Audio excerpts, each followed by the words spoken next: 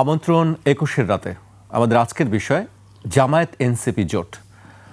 আজকে আমাদের সঙ্গে উপস্থিত আছেন জাতীয় নাগরিক পার্টি এনসিপি যুগ্ম সদস্য সচিব ও কোষাধ্যক্ষ সাইফ মোস্তাফিজ। আপনাকে স্বাগত জানাচ্ছি।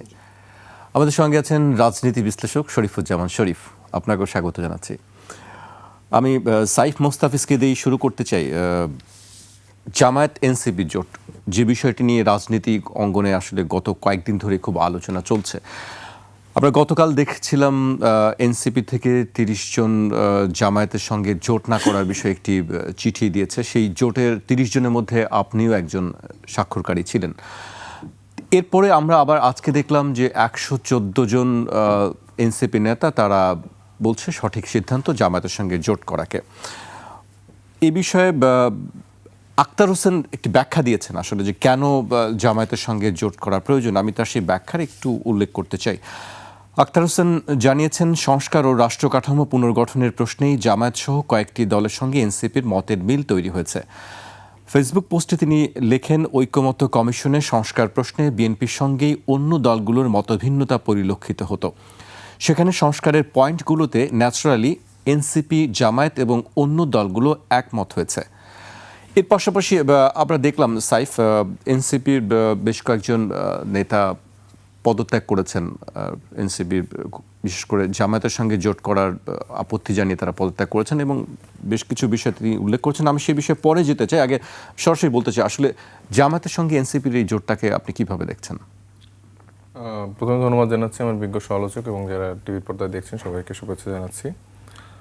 দেখুন, আসলে মানে আমার ব্যক্তিগত জায়গা থেকে বা আমাদেরকে নিয়ে যারা স্বপ্ন দেখছে তাদের একটা আকাঙ্ক্ষার জায়গা হচ্ছে যে একটা তৃতীয় শক্তির উত্থান বাংলাদেশের রাজনীতিতে হবে এবং আমার ব্যক্তিগত মতামতটাও সেই দিকেই, মানে আলাদা করে কোনো রাজনৈতিক দলের বিপক্ষে বা সেরকম জায়গা থেকে আমি মনে করি না। আমার যেটা মতামত হচ্ছে, আমি এনসিপিকে স্বকীয় রাজনীতির জায়গায় প্রতিষ্ঠিত হওয়ার জন্য আমি লড়াইটা করতে চাই। তো আমার অবস্থান সেই দিকে, কিন্তু বাস্তবিক অর্থে কিছু ভিন্ন প্রেক্ষাপটও রয়েছে। কারণ আপনি জানেন যে বর্তমান যে রাজনীতির পাওয়ার ব্যালেন্স সেটা কিন্তু আসলে ঠিক নেই। মানে এখানে একটা রাজনৈতিক পার্টি জায়ান্ট আকারে কাজ করছেন, কারণ তাদের দীর্ঘদিনের ধরে সংগঠনটা বিস্তৃত, সেখানে সেই কর্মী বাহিনী থেকে শুরু করে সেই স্ট্রাকচারটা ডেভেলপ করা আছে। আর অপর পাশে যদি এনসিপির জায়গাটা ধরেন, মানে 1 বছরও হয়নি এই দলটির এবং এর মধ্যে ইলেকশন এসছে এবং সেই জায়গা থেকে তৃণমূলের যেই জায়গাটা সেটাও কিন্তু আসলে এখনও সেই পর্যায়ে যায়নি, যেখানে আসলে আমাদের বর্তমান পরিস্থিতিতে যে নির্বাচনের হাওয়া আমরা দেখছি। আমরা কয়েকদিন আগে আমাদের শরীফ ওসমান হাদি, যে আসলে একাই আমাদেরকে একটা পরিবর্তনের, যে আমরা নতুন রাজনীতির বন্দোবস্তের কথা বলছি, সেই জায়গাটা কিন্তু রোডম্যাপটা দেখিয়েছিল। তো আমরা কিন্তু দেখতে পেলাম, মানে নির্বাচনের তফসিল ঘোষণা করার পরদিনই আসলে তাকে কিভাবে গুলি করা হলো। তো সেই জায়গা থেকে আমরা মনে করি যে এই পাওয়ার ব্যালেন্সের জায়গাটা এবং পারিপার্শ্বিক যে নির্বাচনের আবহ, সে অনুযায়ী আসলে একরকমভাবে যেই অন্যান্য রাজনৈতিক যেই দলগুলো আছে, যারা আসলে বড় যেই পাওয়ার কে টিকিয়ে রাখার যে দলটা মানে সাস্টেন করার চেষ্টা করছে, তো সেই জায়গা থেকে আমি মনে করি যে তাদেরকে একজোট হয়ে বা এক হয়ে কাজ করার একটা প্রেক্ষাপট বাংলাদেশের রাজনীতি তৈরি হয়েছে। এটা এরকম না যে আদর্শিক জায়গা থেকে সবাই এখানে একমত বা এক দল।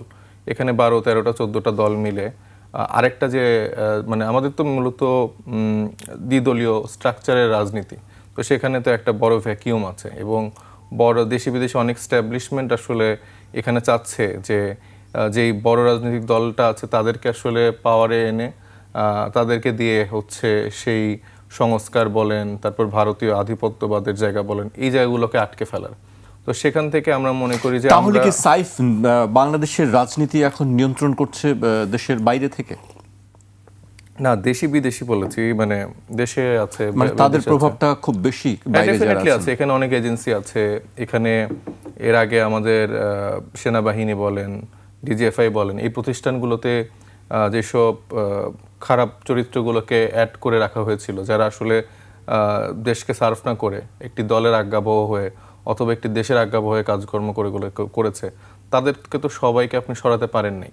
আমাদের যেখানে আমাদের এই প্রতিষ্ঠানগুলো দেশের সবাই আসলে ধারণ করে ওন করে। তো সেই জায়গা থেকে কিছু কতিপয় ব্যক্তির জন্য এই জায়গাটা বারবার কলুষিত হচ্ছে এবং বর্তমানেও তারা বিভিন্ন রকম প্ল্যান করে সেটা এক্সিকিউট করার চেষ্টা করছে। তো সেই জায়গা থেকে আসলে এরকম একটা পরিস্থিতিতে বাংলাদেশের রাজনীতির প্রেক্ষাপট তৈরি হয়েছে এবং দেখেন প্রায় 16 দিন হয়ে গেছে, এখনও আমরা শহীদ শরীফ ওসমান হাদির হত্যার কোনো কুল কিনারা আমরা করতে পারছি না। যেখানে যে খুনি ছিল তাকে কিন্তু দেখা হয়েছে এবং তারা ঢাকা থেকে বের হওয়ার 2-4টা পথ আছে। তো তারা কিভাবে পালিয়ে গেল বা কিভাবে বিদেশ থেকে একজন তার ব্যাপারে তথ্য দিচ্ছে, তো এইগুলো তো আসলে সন্দেহের অবকাশ রাখে। এই বিষয়ে আজকে অবশ্য ডিএমপি থেকে ব্রিফিং করেছে। আজকে বেশিরভাগ প্রশ্নই আপনারকেই থাকবে আপনার কাছে।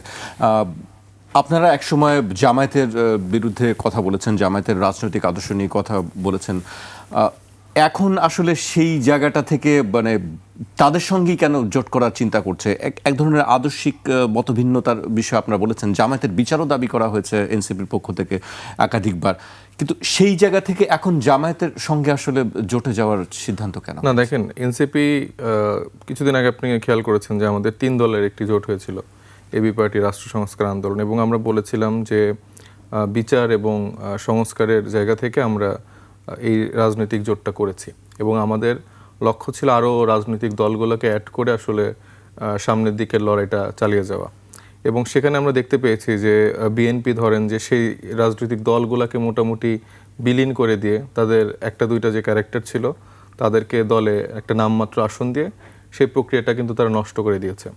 এবং সেই জায়গায় ধরেন যে আমরা পাশাপাশি অন্যান্য যে রাজনৈতিক দলগুলো আছে, স্পেশালি জামাত ইসলামী বাংলাদেশ, তারপরে ইসলামী আন্দোলন থেকে শুরু করে যে 8 দলের যে জোটটা করেছিল, তাদেরকে মোটামুটি আমরা দেখেছি যে তারা আসলে সংস্কার প্রশ্নে, বিচার প্রশ্নে, এটা কিন্তু ডে ওয়ান থেকে আমাদের টোন কিন্তু একই ছিল। মানে আমরা কিন্তু চেষ্টা করেছিলাম ঐক্যমত্য কমিশন থেকে শুরু করে প্রতিটা জায়গায় আসলে এই ব্যাপারগুলোতে ফাইট করে আনার। তো সেই জায়গা থেকে আমরা ফিল করেছি যে তাদের আসলে সেই ইচ্ছাটা আছে এবং বিএনপিদের সাথে আমাদের অফিসিয়ালি আনঅফিসিয়ালি যত জায়গায় কথা হয়েছে, তারা এই ব্যাপারটা আসলে খুবই মানে কোনো নেগোসিয়েশন করতে চায় না। তারা আসলে বিচারের প্রশ্ন বা সংস্কারের প্রশ্নে তাদের আসলে খুব বেশি ইচ্ছা বা আগ্রহের জায়গাটা নেই। তো সেই জায়গা থেকে ধরেন একটা নতুন রাজনৈতিক দলের এই লড়াইটাতে যখন দেশি বিদেশি অনেক ষড়যন্ত্র বিরাজমান, সেক্ষেত্রে আমরা তো সেই দলের আদর্শের জায়গাতে কখনোই আমরা একমত হচ্ছি না বা আমরা এটা সাবস্ক্রাইব করছি না। এখানে জামাতের পাশাপাশি এটা শুধুমাত্র জামাত না, সেখানে আরও যেই 10-11টি দল আছে, সেই সবাইকে নিয়ে আসলে একটি আসন ভিত্তিক একটা লড়াইয়ের দিকে আমরা আগাচ্ছি। জি, এক সময়ের রাজনৈতিক সহযোদ্ধা, রাজপথের সহযোদ্ধা বা রাজনৈতিক সহকর্মী, তারা আমরা দেখছি যে একে একে পদত্যাগ করছেন এই জামায়াত ইস্যুতেই। তাদের পদত্যাগ কি আসলে কিভাবে দেখেন? সেটা কি যৌক্তিক নাকি অযৌক্তিক, বা আপনি কি চিন্তা করছেন? যেহেতু আপনি ওই 30 জনের মধ্যে ছিলেন, আপনি কি আসলে এনসিপির রাজনীতির সঙ্গে নিজেকে সম্পৃক্ত রাখবেন নাকি আপনিও পদত্যাগ করার চিন্তা করছেন? না না, এনসিপি আমার দল। আমি জাতীয় নাগরিক কমিটি থেকে এই দলের পেছনে কাজ করে যাচ্ছি। তো এই দল আমার হাতে গড়া একটা দল, এটা আমার ঘর। এই ঘর থেকে তো আমার অন্য কোথাও যাওয়ার কোনো সুযোগ নেই। আর যেই কথাটি বলছেন, এটা ইন্টারনাল একটা ফোরামের আলাপ, যেটা আহ্বায়ককে জানানো হয়েছে এবং এখানে আমি মনে করি প্রত্যেকটি যারা সদস্য আছেন তাদের ব্যক্তিগত মতামতের সুযোগ আছে। এটা এরকম অফিসিয়ালি আপনাদের কাছে আসার কথা ছিল না, বাট এটা হয়তো এসছে। কিন্তু আমরা যেটা বলতে চাচ্ছি যে আমাদের যারা আসলে পদত্যাগ করেছে তাদেরকে আমি শ্রদ্ধা করি। প্রত্যেকের ব্যক্তি স্বাধীনতা আছে, ব্যক্তি চিন্তা আছে, তারা করতে পারে। কিন্তু সাংগঠনিকভাবে আমি মনে করি যে একটি রাজনৈতিক পথ চলা এরকম অনেক চড়াই উতরাই আসবে, সেটা আসলে সেই চড়াই উতরাইগুলোকে সবার একসাথে থেকে মোকাবেলা করে দলের ইন্টারনালি ধরেন যে আমাদের সে আলোচনা সমালোচনার মাধ্যমে সেগুলো সুরাহা করতে হবে। কিন্তু আমি যদি এখন দলকে ছেড়ে চলে যাই, সেক্ষেত্রে তো আমার মানে দলকে আরও বিপদে ঠেলে দেওয়া হলো। বরঞ্চ আমার মানে আপনি একটু পরিবারে যখন বাস করেন, আপনি কি আপনার ফ্যামিলির সন্তান বা মা বাবাকে কি ছেড়ে চলে যাবেন কিনা? তাদের তো ভুলভ্রান্তি হতেই পারে, অথবা তারা এমন কোনো ডিসিশন নিচ্ছে যা এখন আমার কাছে মনে হচ্ছে ভুল, কিন্তু হয়তো বৃহত্তর স্বার্থে বা যেই রাজনীতির জন্য আমরা লড়াইটা করছি বিচার এবং সংস্কার ক্ষেত্রে, সেটা হয়তো বা ঠিক। এখন ভুল কি ঠিক এটা আসলে সময় বলে দেবে, সামনের দিকে বলে দেবে। বর্তমানে অনেকে আদর্শিক জায়গা থেকে যারা আসলে নতুন রাজনীতির কথা বলছে, যারা আসলে চাচ্ছিল যে স্বতন্ত্রভাবে এনসিপির রাজনীতিটা দাঁড়াবে, 300 আসনে এনসিপির প্রার্থীরা লড়াই করবে, সে জায়গা থেকে অনেকে মনক্ষুণ্ণ হয়েছে, যেমনটা আমিও মনক্ষুণ্ণ হয়েছি। কিন্তু পাশাপাশি আমি তৃণমূলের যে বাস্তবতা, সেই জায়গা থেকে আমি মনে করি যে বর্তমানে একটা জোটেরও প্রয়োজনীয়তা আছে, যে জোটের মাধ্যমে আসলে বিচার সংস্কারের জায়গাটা আসলে নিশ্চিত করা সম্ভব হবে। সেটি জামাতের সঙ্গে হলেও আপত্তি নেই? না, এখন তো এটা আমাদের সাথে তাহলে আপত্তি নেই। জি, আমি শরীফ ভাইয়ের কাছে আসতে চাই। শরীফ ভাই, নিশ্চয়ই আমরা সাইফ মোস্তাফিজের বক্তব্য শুনছিলাম। আপনি কিভাবে দেখছেন পুরো বিষয়টিকে, জোট ভাঙা গড়ার খেলা? আসলে ধন্যবাদ আপনাকে, ধন্যবাদ সাথের আলোচক সহ দর্শকদেরকে। বাংলাদেশের রাজনীতিতে আওয়ামী লীগ এবং বিএনপি, এই বড় দুটো দলের বিপরীতে একটা তৃতীয় শক্তি গড়ে তোলার প্রচেষ্টা অনেকদিন ধরে ছিল। এবং আমি নিজে যখন আমরা ছাত্র রাজনীতির সাথে যুক্ত ছিলাম, আমাদের একটা দীর্ঘ লড়াই গেছে, প্রচেষ্টাও ছিল এই ধরনের একটা দ্বিদলীয় বৃত্তের বাইরে একটা নতুন আদর্শ ভিত্তিক রাজনৈতিক জোট গঠন করার, এবং সেটি আমরা করেছি বামপন্থী একটা দৃষ্টিভঙ্গি থেকে। কিন্তু নানা কারণে আমার অবজারভেশন হচ্ছে যে তারা সেটি করতে পারেনি, বামপন্থীরা। বাংলাদেশের রাজনীতিতে একটা নতুন ধারা, নতুন একটা পথ রচিত হচ্ছিল এনসিপির মাধ্যমে। একদল স্বপ্নবান তরুণ, যাদের সরকারি চাকরির পেছনে, চাকরির কোটার বিরুদ্ধে লড়াইটা শুরু করেছিল। তার অর্থ হলো, প্রথমে দূর থেকে ধারণা হতে পারে যে তারা শুধুমাত্র চাকরির কোটাটা পরিবর্তন করে বা সংস্কার করে তারা নিজেরা চাকরিতে অংশগ্রহণ করবে। তারা সেটি সফল হলো, বিজয়ী হলো, এবং বিজয়ের বিস্তৃতিটা অনেক। কিন্তু তারা নিজেরা সেই চাকরির দিকে না গিয়ে তারা সিদ্ধান্ত নিল যে দেশের মধ্যে তারা একটা ফ্রেশ পলিটিক্স, একটা ভালো রাজনীতি এবং বিকল্প একটা রাজনীতি তারা গড়ে তুলবে। আমি এই কথাটা যখন শুনেছিলাম, তাদের প্রতি আমার শ্রদ্ধাটা অনেক গুণ বেড়ে গিয়েছিল। কারণ হলো, আমাদের যে জেনারেশন, এই জেনারেশনটা হেট পলিটিক্সের জেনারেশন। আমরা যখন ছাত্র রাজনীতি করতাম, তখনও অনেকের কাছ থেকে এই ধরনের কথা শুনতাম। ঠিক সেই সময় এই ধরনের একটা ঊষর মরুভূমির মধ্যে একদল স্বপ্নবান তরুণ, বিভিন্ন বিশ্ববিদ্যালয়ের উচ্চশিক্ষায় শিক্ষিত, যাদের দেশের বাইরে গিয়ে খুব সচ্ছল জীবনযাপন করার সুযোগ আছে, এবং কেউ কেউ সেই ধরনের জীবন ছেড়ে দিয়েও এসে একটা নতুন ধারার রাজনীতি এখানে তৈরি করবে, এবং নিজেদের জীবনকে বিপন্ন করে বাজি রেখে যাদেরকে পরাজিত করেছে, অনবরত তাদের হুমকির মধ্যে থেকেও তারা এই ধরনের একটা উদ্যোগ, এটিকে আমি অবশ্যই অ্যাপ্রিসিয়েট করছি এবং বিভিন্ন সময় বলেছি। কিন্তু আজকে যে জায়গাটা এসে দাঁড়িয়েছে, আমার পরিষ্কার মনে পড়ছে প্রতিলোনের সেই গানটি, তোমার স্বপ্ন বেচনা। আমি দেখতে পাচ্ছি হাজার হাজার তরুণের স্বপ্নটাকে বিক্রি করে দেওয়া হচ্ছে। কেন বিক্রি করা হচ্ছে? কয়েকটা সংসদের আসনের জন্য। এই যে গণঅভ্যুত্থানটা, এই গণঅভ্যুত্থানে আজকে অনেকগুলো বিষয় সামনে আসছে। বলা হচ্ছে গণঅভ্যুত্থানের পক্ষ শক্তি এবং বিপক্ষ শক্তি।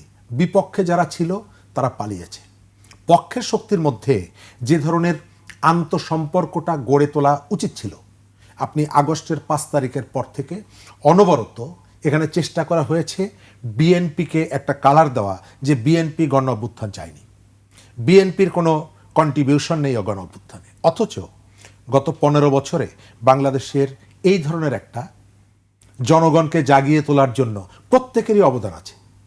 ইলিয়াস আলী গুম হওয়ার ভেতর থেকে প্রমাণ হয়ে গেছে যে এমন একটা সরকার আছে যে ইলিয়াস আলীর মতো একজন রাজনৈতিক নেতাকে গুম করে ফেলে।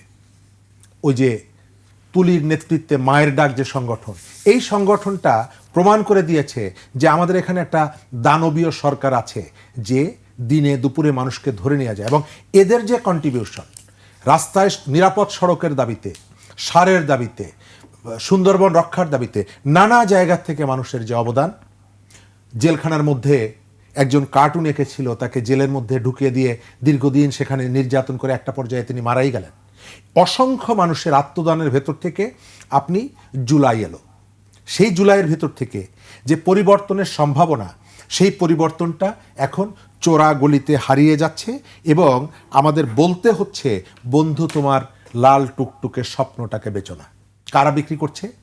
গত কয়েকদিন আগেও যারা বলেছেন এরশাদের মতন আনপ্রেডিক্টেবল একটা রাজনৈতিক দল হচ্ছে জামাত ইসলাম, আমি তাদেরকে দেখছি জামাতের সাথে ইউনিটি করছে। যারা গত 10 দিন, 15 দিন, 20 দিনে অসংখ্যবার বা তার আগে অসংখ্যবার জামাতের ব্যক্তি না, তার যে রাজনৈতিক চরিত্র সেটিকে কন্ডেম করেছে, ক্রিটিক করেছে, সমালোচনা করেছে, আজকে তারা কি বলছে যে আমরা জামাতের সাথে যাচ্ছি আসলে তাদের রাজনৈতিক কারণে না এবং স্থায়ী না, আপাতত। আপাতত কেন? তার মানে হলো নির্বাচনী বৈতরণী পার হওয়া। এরশাদের সময় একজন নেতা, তার বাসায় 15 দলীয় জোটের মিটিং হবে, সব রাজনৈতিক দলের নেতারা বসে আছেন। তখন তো আর এই মোবাইল বা টেলিভিশনটা এই ধরনের ঘন্টায় ঘন্টায় ব্রেকিং নিউজ ছিল না। তিনি সেখানে বসে আছেন তার বাসায়, সব নেতারা এরশাদ বিরোধী আন্দোলনের কর্মসূচি দিবে, কিন্তু যার বাসায় বসে আছেন তাকে খুঁজে পাওয়া যাচ্ছে না। অনেকক্ষণ পর সবাই কিছুটা দীর্ঘ সময়ে বসে থাকতে থাকতে কিছুটা বিরক্ত হয়ে গেছেন। রাত 8টার বাংলা খবর হতো বিটিভিতে। সবাই বলল যে তাহলে সময়টা কাটুক, খবরটা দাও। খবরটায় দেখা গেল যে উনি এরশাদের মন্ত্রী হিসাবে শপথ গ্রহণ করছেন। অর্থাৎ আদর্শকে বিক্রি করে দেওয়া, আদর্শকে জলাঞ্জলি দেওয়ার যে প্রবণতা আমাদের এরশাদের সময় থেকে বা তার আগ থেকে আমরা যেটা দেখেছি, এই গণঅভ্যুত্থানে যারা প্রথম কাতারে ছিলেন তাদের কাছ থেকে এটা আমাদের প্রত্যাশিত ছিল না। কিন্তু গত 1 বছরে তাদের ব্যক্তিগত জীবনের যে বৈচিত্র্য, অনেকগুলো জায়গায় যে পরিবর্তন, সেই পরিবর্তনে যে মানুষগুলো অংশগ্রহণ করেছিল সেই মানুষদের একটা বিরাট অংশ প্রতারিত হয়েছে। আপনি এখনো যদি বলেন তরুণদের সমস্ত শক্তিটা এনসিপির সাথে আছে, আমি এটা বিশ্বাস করি না। যদি সেটি হতো তাহলে ঢাকা বিশ্ববিদ্যালয়ের ডাকসুতে এনসিপির ছাত্র সংগঠনের বিজয়ী হওয়ার কথা। কিন্তু তারপরেও একটা আশা থাকে। আপনাকে রাজনীতিতে স্রোতের প্রতিকূলে আপনি যখন চলবেন, আপনি এখানে বলা হচ্ছে যে এনসিপি থেকে 30 জন এই ধরনের ইউনিটি চাইছে না, তার কাউন্টার হিসাবে আপনি 140 জনের স্বাক্ষর নিয়ে এসে দেখাতে চাইছেন মেজরিটি আমাদের সঙ্গে আছে। কিন্তু আপনি যখন বিকল্প রাজনীতির কথা বলেছিলেন, আপনি যখন নতুন বন্দোবস্তর কথা বলেছিলেন, তখন বিএনপির মতো একটি বিরাট দলের বিপরীতে আপনি বলেছেন আমি নতুন বন্দোবস্ত চাই। জামাতের মতো একটি সুসংগঠিত দলের বিরুদ্ধে আপনি বলেছেন আপনি নতুন বন্দোবস্ত চাই। আপনার টোটাল সংখ্যার দিক থেকে 250 মানুষ মিলে আপনি বন্দোবস্ত, এত বড় বড় দলের বিপরীতে আপনি নতুন একটা বন্দোবস্তর কথা বাংলাদেশের মানুষকে বলেছেন। এখন এসে আপনি বলছেন আমার পক্ষে 140 জন আছে।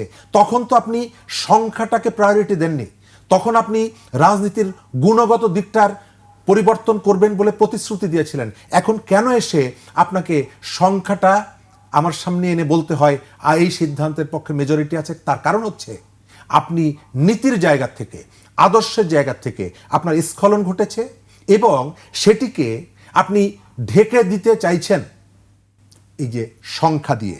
যে কাজটি করা হচ্ছে এটি খুব অন্যায় একটি কাজ করা হচ্ছে এবং অসংখ্য শহীদের রক্তের সাথে আমি যেটা দেখতে পাচ্ছি যেদিকে নিয়ে যাওয়া হচ্ছে, আপনি এতদিন ধরে একটা জোট করবেন, রাইট? আপনি এটি রাগঢাকের বিষয় না তো। আপনি 1 সপ্তাহ আগে যে রাজনৈতিক দলগুলোকে ডেকেছিলেন, আপনি সংস্কার জোট করলেন, আপনি সারা দেশে কর্মীদের কাছে আপনি মনোনয়নপত্র বিক্রি করলেন, তাদের কাছ থেকে টাকা নিলেন, তাদেরকে দাঁড় করালেন, তাদেরকে স্বপ্ন দেখালেন যে আমরা নির্বাচন করতে যাচ্ছি। এখন এসে আপনি উপঢৌকন নিয়ে যখন তাদেরকে আপনি ভুলে যাচ্ছেন, অথবা আপনি ভেতরে ভেতরে একই সাথে 2 নৌকায়, আমি আজকে যে সমস্ত দলগুলো একসঙ্গে বসবে তার মধ্যে আমি রাষ্ট্র সংস্কার আন্দোলনকে দেখলাম না, যদিও রাষ্ট্র সংস্কার আন্দোলনকে সাথে নিয়ে আজ থেকে 10 দিন আগে আপনি একটা জোট করেছিলেন। তাহলে এখন সেটিকে বাদ দিয়ে যখন আলাদা আর একটা জোট করছেন, তার অর্থ হলো ওই যে ইয়াহিয়া খান একদিকে আলোচনা, অন্যদিকে অস্ত্র আনছিল পাকিস্তান থেকে। আপনি একদিকে এই যে দলগুলোকে, এবি পার্টি, রাষ্ট্র সংস্কার, এদেরকে নিয়ে একটা জোটের জন্য আলোচনা করেছেন, ঢাকঢোল পিটিয়ে মিডিয়ার সামনে এসে বলেছেন আমরা সংস্কার জোট করতে চাই, আর গোপনে গোপনে আপনি জামাত সহ, আমি এখানে জামাতের সমস্যার কথা বলছি না, আমি বলছি আপনার বিশ্বস্ততার কথা। আপনি আমার সাথে এক ধরনের আলোচনা করছেন, এক ধরনের রাজনীতির স্বপ্নের কথা বলছেন। গত 15 দিন আগে যে প্রেস কনফারেন্সটি আপনি করে যে বক্তব্যটি দিয়েছিলেন, আজকের সেই বক্তব্যের সাথে কি মেলে? আপনি তখন বলেছিলেন, শরীফ ভাই, আমি সেটি সাইফের কাছে প্রশ্ন ছিল যে বক্তব্য আমরা শুনছিলাম এনসিপির কাছ থেকে, এনসিপি নেতাদের কাছ থেকে, সেই বক্তব্যের সঙ্গে আজকে আমরা পুরো উল্টোটাই দেখতে পাচ্ছি। আমি আপনার কাছে আবার আসবো, এই পর্যায়ে আমি সাইফ মোস্তাফিজের কাছে আমি আসতে চাই, কিন্তু তার আগে আপনার সহযোদ্ধাদের কিছু বক্তব্য উল্লেখ করতে চাই। সাইফ, জুলাইকে জামায়াতের হাতে তুলে দেওয়া হচ্ছে, এরকম বক্তব্য দিয়ে ফেসবুকে স্ট্যাটাস দিয়েছেন তাজনোভা। পোস্টে তিনি লিখেছেন, এনসিপির আসন সমঝোতার প্রসঙ্গটি নিয়ে বলেছেন, এই জিনিস হজম করে মরতেও পারবো না আমি। আপনারা অনেকে ভাবছেন হয়তো জামায়াতের সাথে জোটে ঐতিহাসিক কারণ বা নারী বিষয়ের কারণে আমার আপত্তি, এর চেয়েও ভয়ঙ্কর যে সেটা হলো যে প্রক্রিয়া এটা হয়েছে, এটাকে রাজনৈতিক কৌশল, নির্বাচনী জোট ইত্যাদি লেভেল দেওয়া হচ্ছে। আমি বলবো এটা পরিকল্পিত, এটাকে সাজিয়ে এ পর্যন্ত আনা হয়েছে। নিজেদের মধ্যে রাজনীতি করতে এত ব্যস্ত এরা কখনো দেশের জন্য নতুন একটা মধ্যপন্থার বাংলাদেশপন্থী রাজনীতি করতে পারবে না। সব অপশনকে ধীরে ধীরে রাজনীতি করে বাদ দেওয়া হয়েছে যাতে জামায়াতের সাথে জোট ছাড়া অন্য কোনো উপায় না থাকে। সুনিপুণভাবে এখানে এনে অনেককে জিম্মি করা হয়েছে। যাই হোক, এটা কোনো রাজনৈতিক কৌশল না, এটাই পরিকল্পনা। সাইফ, আপনি নিজেও নিশ্চয়ই এই স্ট্যাটাসটা দেখেছেন, আপনার সহকর্মীদের একসময় সহযোদ্ধা। তিনি বলছেন এটি কোনো রাজনৈতিক কৌশল না, এটি আগে থেকেই প্ল্যান করা।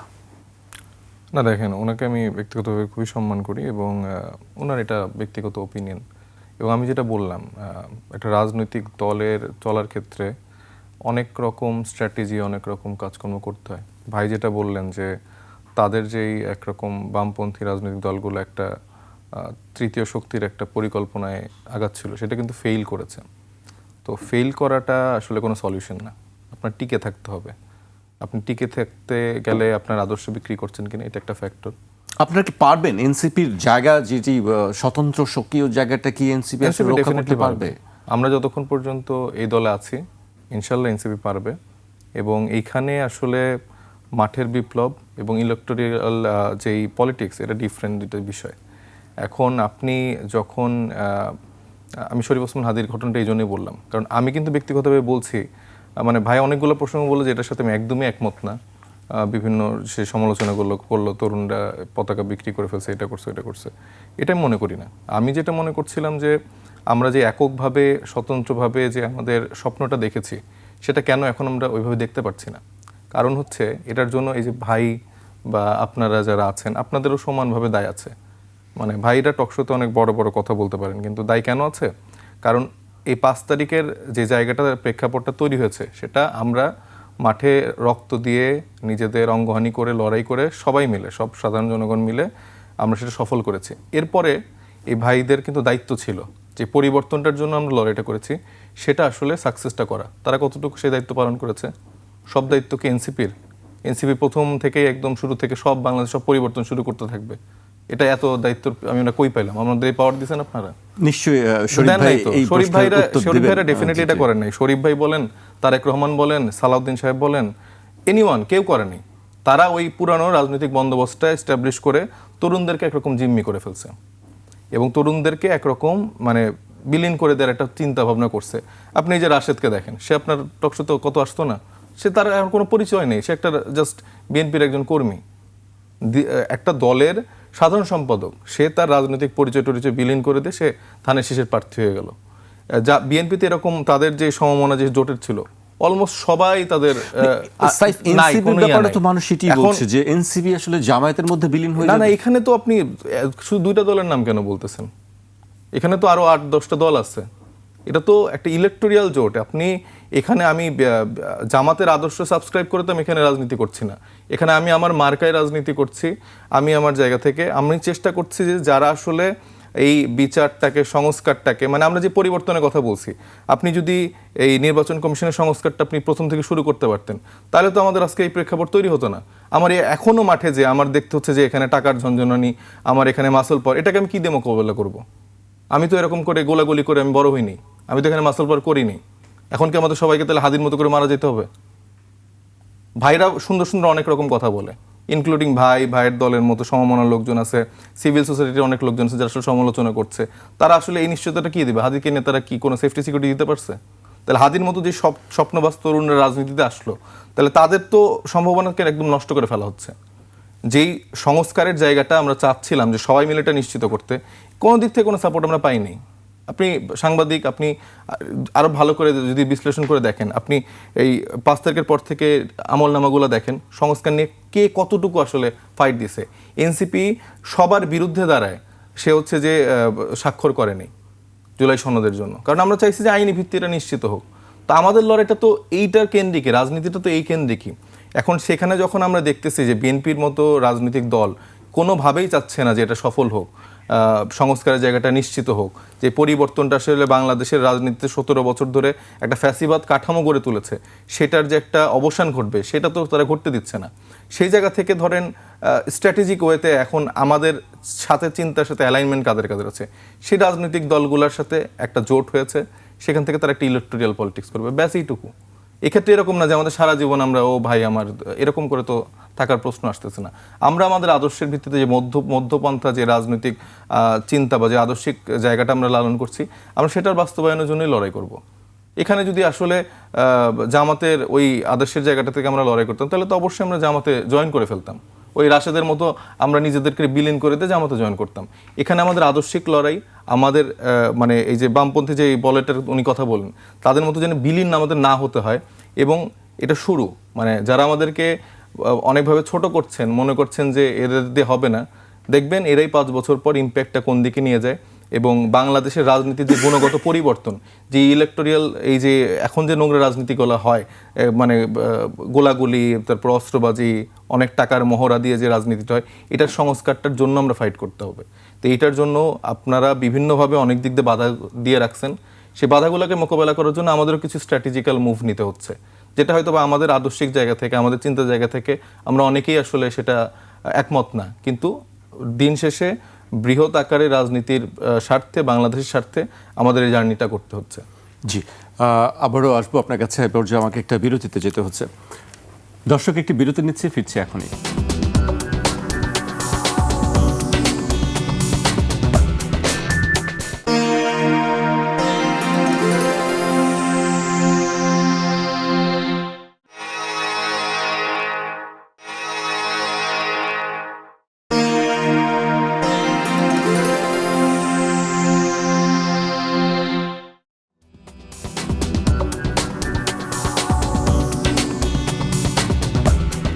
বিরতির পর আবারও স্বাগত। আপনারা দেখছেন 21 রাত। আমাদের সঙ্গে আছেন জাতীয় নাগরিক পার্টির যুগ্ম সদস্য সচিব ও কোষাধ্যক্ষ সাইফ মোস্তাফিজ এবং রাজনীতি বিশ্লেষক শরীফুজ্জামান শরীফ। এ পর্যায়ে আমি শরীফ ভাইকে দিয়ে শুরু করতে চাই। শরীফ ভাই, আপনি শুনছিলেন সাইফ মোস্তাফিজের বক্তব্য, একটু ক্ষোভ প্রকাশ করেছেন যে শুধু কি তারাই একাই করবে বা অন্য কারোর কোনো দায়িত্ব নেই, আপনি কিভাবে দেখছেন? ধন্যবাদ। আমি সাইফের বক্তব্যগুলোকে ইতিবাচকভাবে দেখছি। আমরা অনেক দিন ধরে এইসব বিষয়ে আমাদের কথাবার্তা হয়, ডিবেট হয়, কিন্তু কতগুলো জায়গায় প্রশ্ন আছে। প্রথমত, এইখানে যারা, আমি যে শক্তির কথা বললাম, অনেক দিন ধরে চেষ্টা করছেন বিকল্প একটা ধারা 2 দলের বিপরীতে, তারা গড়ে তুলতে পারেনি, এটি তাদের ব্যর্থতা আছে। কিন্তু একই সাথে আপনি তাকে স্যালুট করতে হবে যে তারা 2, 3, 5টা আসনের জন্য কারো দরজায় গিয়ে বসে থাকেনি। আমরা এই কথাও কিন্তু শুনেছি যে আমরা বিএনপির সঙ্গেও আলোচনা করছি, জামাতের সাথেও আলাপ আলোচনা করছি। তার অর্থ হচ্ছে আপনি নতুন বন্দোবস্তর কথা বলছেন এবং এর আগে বলেছিলেন যে আমরা আওয়ামী লীগকে বিতাড়িত করেছি বিএনপিকে প্রতিষ্ঠা করার জন্য না। গতকালকে পর্যন্ত কিন্তু আমরা শুনেছি যে আমরা বিএনপির সাথেও আমাদের আলোচনা হচ্ছিল, জামাতের সাথেও হচ্ছিল। তার অর্থ হলো আপনি পর্দার সামনে অনেস্টির কথা বলছেন এবং পর্দার পেছনে সিট ভাগাভাগির যে রাজনীতি, সেটিকে কৌশল বলে ওই যে আপনার আপোষ করাটা, সেটিকে আপনি ডাইভার্ট করে অন্যকে নিয়ে যেতে ইন্টারাপ্ট করি। জামাত যে লাস্ট ইলেকশন করেছে ভাই, সেখানে ওনারা কয়টা সিট পেয়েছে? জামাতের লাস্ট ইলেকশন 18টা মেবি। আচ্ছা, যে দল 18টা সিট পেয়েছে তার হয়তো এখন আরো 10%, 20% বাড়বে, 40টা হয়তো সিট পাবে। সে তাহলে আরেকটা দলকে কিভাবে 40টা সিট দিচ্ছে? আমি আসলে জামাত কোন স্টাইলে কোন পলিটিক্স করছে এটা আমি আমার কাছে এনসিপি যেই ভাবার দলের বিষয়। সাথেই কথা বলছে না কেন, এটা মোটেও ওই আসন সমঝোতার ব্যাপার না। আমার- এই দলের ধরেন 20টা-30টা সিট পায়নি, সেই দল তো আরেকটা রাজনৈতিক দলকে 40টা সিট দিতে পারবে না। আমার জামাত কোন স্ট্র্যাটেজি নিয়ে এখানে কাজ করছে, জামাতের পলিটিক্সটা ক্রিটিক করার অনেকগুলো জায়গা আছে। আপনি এনসিপি আপনি জুলাই সনদে স্বাক্ষর করলেন না, তার আইনগত ভিত্তি স্বীকৃতি দেয়নি সেই কারণে, তাই তো? জি। জামাত তো স্বাক্ষর করেছে। তাহলে যে আপনার বেসিক যে জায়গাটা, যে আইনগত ভিত্তি স্বীকৃতি নেই বলে আমি স্বাক্ষর করলাম না, কিন্তু ওটি ছাড়া যে স্বাক্ষর করলো তার সাথে আপনার ইউটিলিটিটা হয়ে যাচ্ছে। না, তারা হচ্ছে যে ঐক্যমত্য কমিশনের প্রত্যেকটি বিষয়ে আসলে একমত ছিল। ওই লিড দেওয়ার যে জায়গাটা, যে তরুণদের যে শক্তি, সেটা হয়তো বা জোটের মধ্যে বিরাজমান নাই, সেই জায়গাটা ধরে আমরা লিড দিচ্ছি। তরুণদের যে শক্তির জায়গাটা, তরুণদের শক্তিকে আপনাদের যে শক্তিটা আছে বিশ্ববিদ্যালয় কেন্দ্রিক, সে তো সেটিকে ওন করেনি, সে তো তার আলাদা একটা প্ল্যাটফর্ম তৈরি করে তরুণদের সেই শক্তিটিকে বিভক্ত করেছে। আপনার যদি তরুণদের শক্তিকে আপনি ফোকাস করতে চাইতেন, আপনি ডাকসু জাকসু সহ বিভিন্ন নির্বাচনে আপনি পুরোটা একত্রিত করে তরুণদের সামনে নিয়ে যেতে পারতেন। আপনি তো সেটি করেননি, আপনি সেটিকে ভাগ করেছেন। যখন আপনার বিজয়ী হয়েছেন তখন কিন্তু আপনি আপনার নিজের ব্যানার টানিয়ে দিয়েছেন যে এই ব্যানারটা আমার। তখন কিন্তু এনসিপির সঙ্গে আমি এটি অস্বীকার করব না যে এনসিপির কন্ট্রিবিউশনটা, এনসিপির স্বপ্নটা, তাদের ড্রিমটা, তাদের স্যাক্রিফাইসটা, এটিকে আমি অস্বীকার করি না, আমি শুরুতেই বলেছি। কিন্তু আপনি এক বছর সেই ইউনিটিটা আপনার ছিল না। এখন কেবলমাত্র ভোটকে সামনে রেখে কিন্তু আপনি ঐক্যটা করছেন। আপনি যদি মনে করতেন যে আমরা তরুণদের সেই শক্তিটাকে কনসোলিডেট করব, তাহলে ডাকসুতে তো আপনাদের একসাথে প্যানেল দেওয়ার কথা ছিল, আপনি কিন্তু সেটি করেননি, তরুণদেরকে বিভক্ত হয়ে গেছে। এখন নির্বাচনকে সামনে রেখে আপনি কিন্তু করছেন। তার অর্থ হলো আপনার ফোকাসটা কিন্তু নির্বাচন, ফোকাসটা হচ্ছে আসন। এবং এটি অনেকেই বলে যে আমি নির্বাচনে গেছি, আমি তারপরে ইলেকশনের পরে বেরিয়ে চলে আসব, আমি আলাদা এ করবো। হ্যাঁ, এটি আপনার একটা কৌশল হতে পারে, কিন্তু নীতির প্রশ্নে এটা কৌশল না, এটা কৌশল না। নীতি একটা জিনিস, কৌশল আর একটা জি, জিনিস। সেটি প্রশ্ন তুলছেন আপনি- যে এটি অনেক আগে থেকেই আপনি- নাকি পরিকল্পিত। হ্যাঁ, আমি ওই যে জায়গাটা বললাম যে আপনি একদিকে 3-4টা রাজনৈতিক দলের সাথে বসে কথা বলছেন, রাষ্ট্র সংস্কার আন্দোলন, তাদের আসলে সাংগঠনিক সেই ধরনের কোনো শক্তি নাই, কিন্তু সে তো গণঅভ্যুত্থানের পক্ষে ছিল। আপনি তাকে এই ধরনের একটা বিব্রতকর অবস্থায় তাকে ফেলে দিলেন। সে এখন জামাতের সাথে যে নতুন জোট, সেই জোটে যেতে পারছে না। আবার সে যে গণতন্ত্র মঞ্চ ছিল সেখান থেকে বেরিয়ে এসেছে।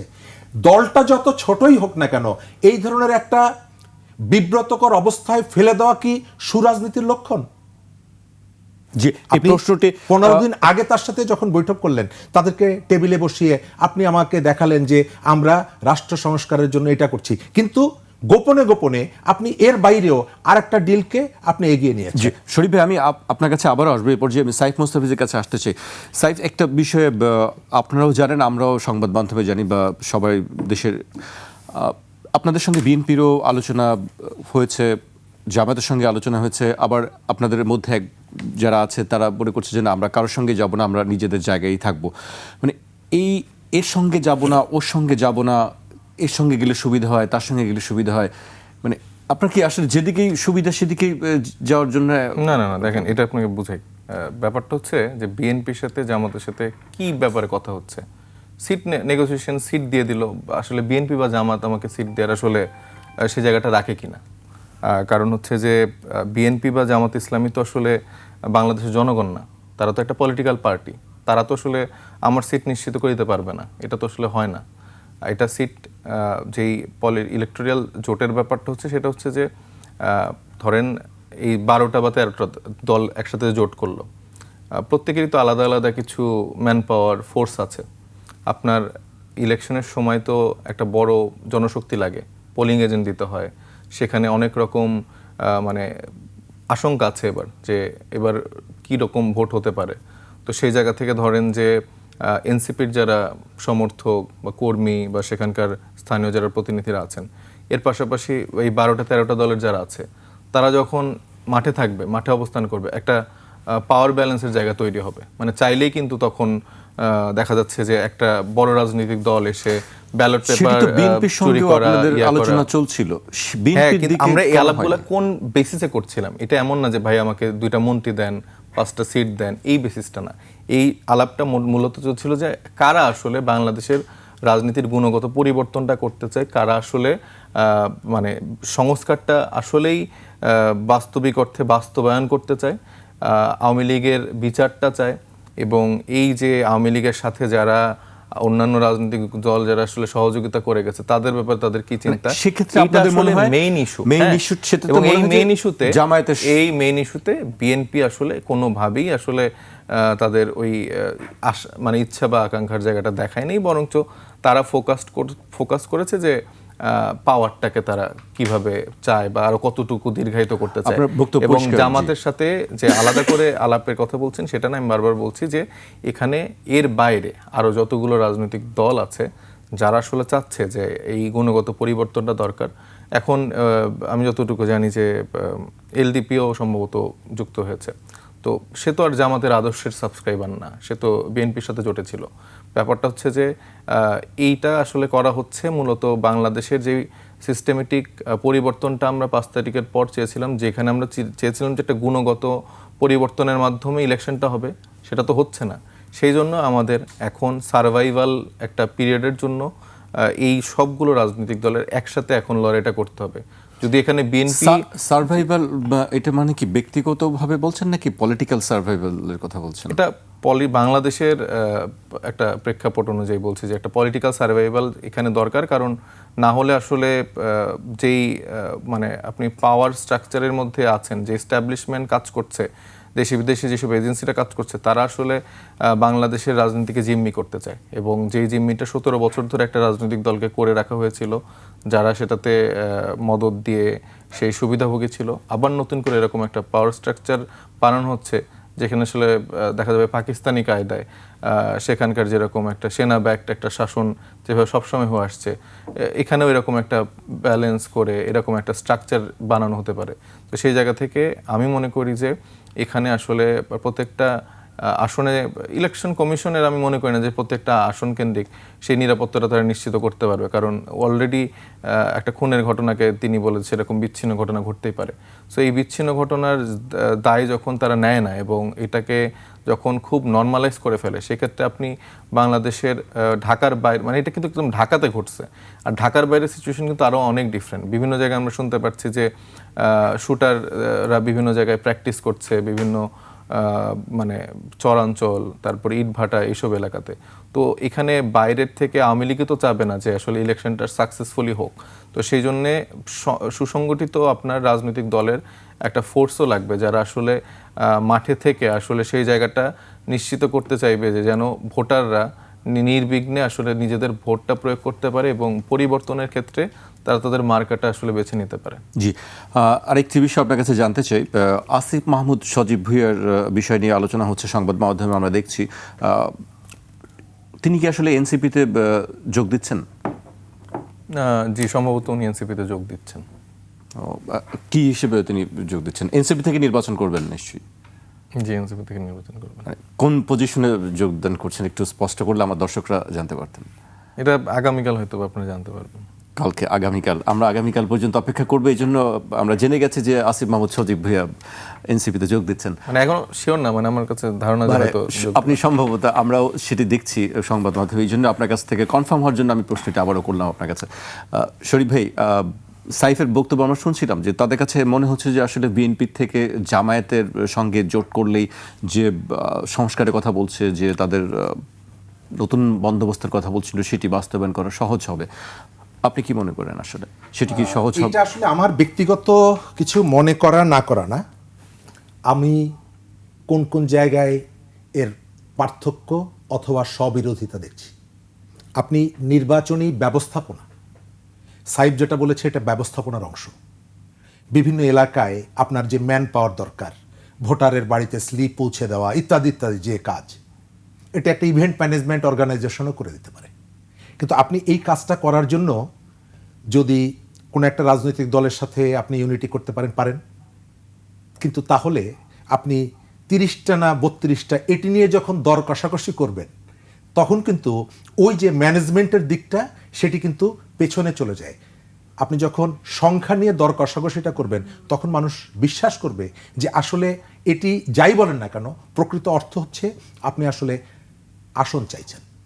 এক, দ্বিতীয়ত হচ্ছে এই সময়কালে গণঅভ্যুত্থানের পক্ষ বিপক্ষকে বিভাজন করার যে জায়গাটা, আমরা কুমিল্লাতে জামাতের নেতা গিয়ে বলে এসেছেন যে মুজিব ভাইয়ের ভোটটা এবার আমাকে দেবেন, আগামী বছর মুজিব ভাই এলে তাকে দিবেন। তো এনসিপি কি এই পলিটিক্সটাকে বিশ্বাস করবে নাকি জোটের ভিতরে ঢুকে আব্দুল্লাহ তাহেরের এই বক্তব্যের প্রতিবাদ করবে? শেখ হাসিনা ফ্যাসিস্ট হয়ে উঠেছিলেন একা না, তাকে অনেকগুলো অর্গান তাকে ফ্যাসিস্ট বানিয়েছিল, সেটি প্রতিষ্ঠান বলেন ব্যক্তি বলেন। তার 24-এর আমিডামির যে নির্বাচন, সেই নির্বাচনে একটি অংশ তার পক্ষে এসে দাঁড়িয়েছিল। গণ অভ্যুত্থানের সময় শেখ হাসিনার যে মন্তব্যটি যে রাজাকারের বাচ্চারা আন্দোলন করছে, এরপরে যে উত্তাল জনস্রোত, ঠিক সেই সময়ে আরও একজন মানুষ চুপ করে এই একই কথা বলেছিলেন, রাজাকারদের আন্দোলন। তিনি জামাতের সাথে যুক্ত হয়েছেন। এনসিপি কি তার এলাকায় ওই ভদ্রলোকের পেছনে একসাথে এক মঞ্চে দাঁড়াবে? মেজর আখতারুজ্জামান 24-এর গণ অভ্যুত্থানে আগে আমিডামির নির্বাচনে তিনি তো প্রার্থী ছিলেন শেখ হাসিনার পক্ষে। এখনও আপনি সোশ্যাল মিডিয়ায় তার বক্তব্য পাবেন। তিনিই হচ্ছে একমাত্র ব্যক্তি যিনি সব থেকে বোল্ডলি বলেছে শেখ হাসিনা এখানে ফেরত আসবে, পরিস্থিতি তাকে নিয়ে আসবে। এনসিপি যে স্পিরিট থেকে এই রাজনীতিটা নির্মাণ করতে চাইছে, তারা কি মেজর আখতারুজ্জামানকে নির্বাচনী প্রক্রিয়া থেকে দূরে রাখতে বলবে নাকি একসাথে তাকে সাথে নিয়েও রাজনীতি করবে বা নির্বাচন করবে? এটি প্রশ্ন, অবশ্যই প্রশ্ন।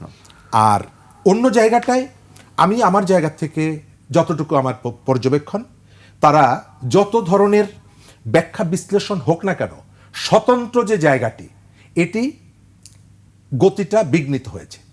যে একটা নতুন রাজনীতি গড়ে তোলার যে স্বপ্ন, সেই স্বপ্নটা মার খেয়েছে। আপনি যত ধরনের যুক্তি প্রমাণ হাজির করেন না কেন, শেখ হাসিনার সাথে অনেকেই কিন্তু গিয়েছিলেন নতুন রাজনীতি, বৈজ্ঞানিক সমাজতন্ত্র, অমুক তমক। এখন আপনি বলতে পারেন যে না, ওইটা তো খুব একেবারে বিশ্রী একটা শাসন ছিল, ওটিকে আপনি আলোচনায় আনবেন না। তো ওই শাসনের অংশ তো এই যে মেজর আখতারুজ্জামান ছিলেন না, উনি কথা বলেছেন না, উনি যুক্ত দিয়েছেন না, তো সেই যে জীবাণু সেটিও তো আপনি সাথে করে নিয়েছেন। এক শেষ জায়গাটা হচ্ছে যে এনসিপির যে সংস্কারের যে জায়গাটার কথা বলছে, অনেকগুলো জায়গা। ওসমান হাদি এখানে খুন হলো, খুন হওয়ার পরে সে কিভাবে দেশের সীমানা অতিক্রম করে চলে গেল, এই প্রশ্নটা তো আমরা করব, কারণ সরকারের সব থেকে কাছের রাজনৈতিক দল হিসাবেই তো আমরা আপনাদেরকে চিনি। ডক্টর মোহাম্মদ ইউনূস পদত্যাগ করতে চান, তার অভিমানের কথা, এটি তো জামাতের কাউকে বলেননি, বিএনপির কাউকে বলেননি, এটি তো আপনাদের নেতাদেরকে বলেছেন। তার অর্থ হচ্ছে যে সমস্ত জায়গায় আমেরিকা যখন সফর করতে যান, গণ অভ্যুত্থানের পরে গণ অভ্যুত্থানের পক্ষের শক্তি অনেকগুলো রাজনৈতিক দল দাঁড়িয়েছে, এনসিপি দাঁড়িয়েছে, তার থেকে আরেকটু ছোট আপ বাংলাদেশ দাঁড়িয়েছে, কাউকেই তো উনি সাথে করে নেন না। জামাতকে নেন, বিএনপিকে নেন, এনসিপিকে নেন। অর্থ এনসিপি সুবিধা গ্রহণ করছে আমি সেটি বলবো না, কিন্তু এনসিপির গুরুত্ব ছিল সরকারের কাছে। যে সমস্ত জায়গাগুলোতে সরকারের যে ব্যর্থতাগুলো ছিল, অথবা ইচ্ছাকৃতভাবে সরকার কতগুলো ত্রুটি রেখেছে, নাহিদ ইসলাম কি বললেন যে ওসমান হাদির হত্যাকাণ্ড এবং তার পরের যে ঘটনাগুলো, তার সাথে সরকারের একটি অংশ জড়িত। তাহলে আপনি এই দায়টাকে বিএনপির উপরে চাপিয়ে দিবেন?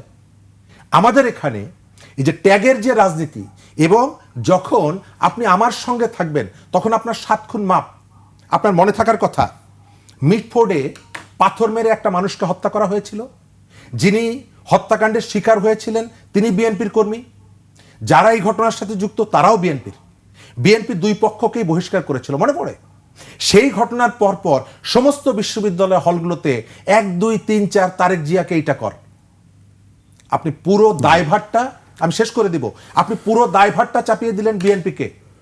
মিটফোর্ড থেকে কয়েক হাজার মাইল দূরে তারেক রহমান, আপনি পুরো দায়টা তার উপরে চাপিয়ে দিলেন। কেন? এর ভেতর থেকে আপনার পলিটিক্সের সুবিধা হয়। কিন্তু প্রথম আলো, ডেইলি স্টার, ছায়ানট, উদীচিতে আগুন দেওয়ার আগে বিভিন্ন জায়গায় যখন বলা হলো যে আগুন দিয়ে দিব, তছনছ করে দিব, তখন আপনি বলছেন এটা তার ব্যক্তিগত বক্তব্য। কিন্তু মিটফোর্ডে 2 জন মানুষ, 3 জন মানুষ, 7 জন মানুষ একজন আর একজনকে পাথর দিয়ে মেরে ফেলছে, তারপরে আপনি 1, 2, 3, 4 মিছিল বের করে দিলেন। এমনকি তেজগাঁতে ঘটনার 2 দিন পরে জুলাই মাসের 13 তারিখ জামাত সমাবেশ করে রেজাউল করিম তাদের মহানগরের একজন নেতা তিনি বললেন যে আগে যেমনিভাবে আমরা আওয়ামী লীগকে বিতাড়িত করেছি একইভাবে যারা পাথর মেরে মানুষকে হত্যা করা যায় করছে তাদেরকেও বিতাড়িত করবো। তার অর্থ ঘটনাগুলোকে আপনি রাজনৈতিক কাজে ব্যবহার করেছেন। গত 1 বছর অনবরত চেষ্টা হয়েছে বিএনপি সংস্কারের বিরুদ্ধে এটি প্রমাণ করার জন্য। বিভাজনটা সেখান থেকে শুরু। আমি শেষ করব, একেবারে শেষ পর্যায়ে চলে এসেছি। আমি সাইফকে দিয়ে শেষ করতে চাই। সাইফ মোস্তাফিজ, আমরা এনসিপির কাছ থেকে অনেকবারই শুনেছি যে 300 আসনে নির্বাচন করার মতন তাদের সক্ষমতা আছে এবং 300 আসনের প্রার্থী দেওয়া হবে, সেই এরকম কথা অনেকবার বলা হচ্ছে। সেই জায়গা থেকে আসলে 30টি আসনে নেমে যাওয়া এনসিপির রাজনৈতিক অবস্থানকে কি আসলে খর্ব করে না, বা সেই সক্ষমতাটা কি আসলে হঠাৎ করে নাই হয়ে গেল কেন? না, নাই হয়ে যায় না তো। 300 আসনে কি আপনারা প্রতিদ্বন্দ্বিতা করছেন, কিন্তু সেটি তো না। 270 আসনে আপনারা জামায়াতের প্রার্থীকে বা অন্য জোটের যে প্রার্থীকে তাকে সমর্থন দেবেন। তাহলে আপনাদের যে একটি সুযোগ ছিল 270 মানে 300 আসনেই আপনাদের নিজেদের প্রার্থীকে মানুষের কাছে তুলে দেওয়ার, পরিচিত করা, রাজনৈতিক একটি অবস্থান তৈরি করা, সেই জায়গা থেকে কি আপনারা সরে এলেন না 5 বছরের জন্য? দেখেন, আমি তো বললামই যে যেই প্রেক্ষাপট বা যে রাজনৈতিক বাস্তবতা বর্তমানে বিরাজ করছে, সেই জায়গায় তো আসলে আমরা যে স্বপ্নগুলো আসলে প্রথম থেকে দেখছি সেটা আসলে এখনই বাস্তবায়ন হওয়ার সুযোগগুলো অনেকাংশে কমে গেছে। কিন্তু রাজনীতি একটা দীর্ঘ লড়াইয়ের অংশ, এবং আপনি জানেন যে বিএনপিও তো 17 বছর ধরে একটা লড়াই চালিয়ে গেছে। এখানে অনেক চড়াই উৎরাইয়ের মাধ্যমে তারা এখন একটা ভালো একটা সময় পার করছে, এবং এই ভালো সময়টাতে দায়িত্বশীলতার যে জায়গাটা পালন করছে সেটা করতে পারেনি। তো এনসিপির জায়গাটাও আসলে আমি মনে করি যে এটা একটা ক্রান্তিলগ্ন সময়ে বাংলাদেশ পার করছে, এবং এনসিপি চেষ্টা করছে যেন সাস্টেইনেবল ওয়েতে আসলে দীর্ঘমেয়াদী জানি বাংলাদেশের একটা পরিবর্তন সম্ভব হয়, আসলেই যেন 300 আসলে একটা পরিবর্তনের সুর বা পরিবর্তনের জায়গা তৈরি করা যায়, সেটার জন্য চেষ্টা করছে। আর একটা পেজ আমি দেখলাম সব দোষ এনসিপির, তো ব্যাপারটা হয়ে গেছে আমাদের দোষ অনেক, মানে ভাইদের চোখে এনসিপির সব ক্ষেত্রেই কারো একার হতে পারে না। উনি কিংস পার্টি সম্মিলিত কিংস পার্টি বানাই ফেলতেছেন, বানাই ফেলছেন। আমরা সরকার সবথেকে কাছের লোক, কিন্তু সরকার চলে কার কথায়, উঠে কার কথায়, বসে কার কথায়, সেটা আপনারা দেখতে পাচ্ছেন। একজন ব্যক্তি দেশে আসার পর থেকে অঘোষিত সর্বোচ্চ সিকিউরিটি নিয়ে চলাফেরা করছে। তো এইটা তো আসলে মানে বোঝা যায় আসলে কোন রাজনৈতিক দলের প্রাধান্য বা কোন রাজনৈতিক দল আসলে সবকিছু মানে চালাচ্ছে, সেটা আসলে দেখা যাচ্ছে, বা সরকার কার কথায় উঠছে বসছে। এখন আমি বারবার বলছি যে মানে টকশোগুলোতে বসে এরকম নীতি কথা অনেক বলা যায়, কিন্তু বড় একটা এস্টাবলিশমেন্ট যাদের সবগুলা টুল এখনো বাংলাদেশে বিরাজ করছে, তাদের সাথে আমি মানে কোনো রকম অস্ত্র ছাড়া, কোনো রকম কিছু ছাড়া আসলে লড়াইটা করতে হচ্ছে আমার। তো সেখানে আপনি কিছু কিছু জায়গায় একটু স্ট্র্যাটেজিক ওয়েতে আপনার আগাতে হবে। এটাতে আপনার যেই আকাশ সমান স্বপ্ন, সেটা হয়তো বা মনে হতে পারে যে পূরণ হবে না, কিন্তু আমি বিশ্বাস করি যে এই তরুণরা এই পরিবর্তন বা এই স্বপ্নটা লড়াই করে, চিন্তা দিয়ে, বুদ্ধি দিয়ে, মেধা দিয়ে সেটা বাস্তব করবে ইনশাআল্লাহ। জি, সেটি সময় নিশ্চয়ই বলবে। আপনাদের দুজনকে অনেক ধন্যবাদ আমাদেরকে সময় দেওয়ার জন্য। দর্শক, আজ এখানে শেষ করছি। কাল আবার দেখা হবে ঠিক রাত 12টায়।